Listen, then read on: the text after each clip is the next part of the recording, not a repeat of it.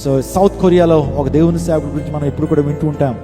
ఆ వ్యక్తి యవ్వన కాలంలో ఉన్నప్పుడు డాక్టర్ చెప్పాడట, నువ్వు బతికేది 6 నెలలు మాత్రమే, నీ 2 లంగ్స్ చెడిపోయినాయి, ఊపిరితిత్తులు చెడిపోయినాయి, టీబీ, ట్యూబర్క్లోసిస్ అనే భయంకరమైన రోగం, దగ్గుతుంటే రక్తం బయటపడుతుంది. ఆ టైంలో రోడ్డు మీద చాలా దిగాలుగా కూర్చున్నాడట దైవజనుడు, వాస్తవానికి ఆ యమనస్తుడు.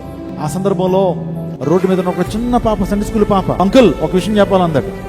ఏంటనంటే, యేసయ్య నీ కొరకు చనిపోయాడు, యేసయ్య నీ పాపాల నిమిత్తమే మరణించారు, యేసయ్యను నమ్ముకో, రక్షణ పొందుకో, స్వస్థనిస్తాడు అని చెప్పి ఒక్క 5 నిమిషాలు కూడా కాదు, నాట్ లెస్ దెన్ 5 minutes స్వాత చెప్పిందట చిన్న పాప. ఆ మాటలు తనలో పనిచేసినాయి.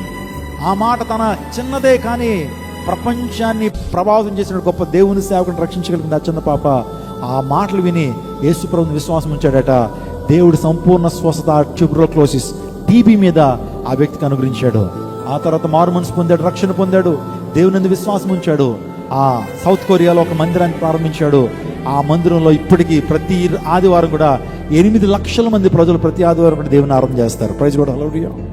అతని పేరే పాల్ యాంగిచో అని దైవజనుడు. 6 నెలల్లో చచ్చిపోతాం అన్నటువంటి ఆ దైవజనుడు 60 సంవత్సరాల పైన బయటకు. స్తోత్రం చెప్పండి. 90 ఏళ్ళు చచ్చిపోయాడు ఆయన. 90 సంవత్సరాలు బతికాడు ఈయన.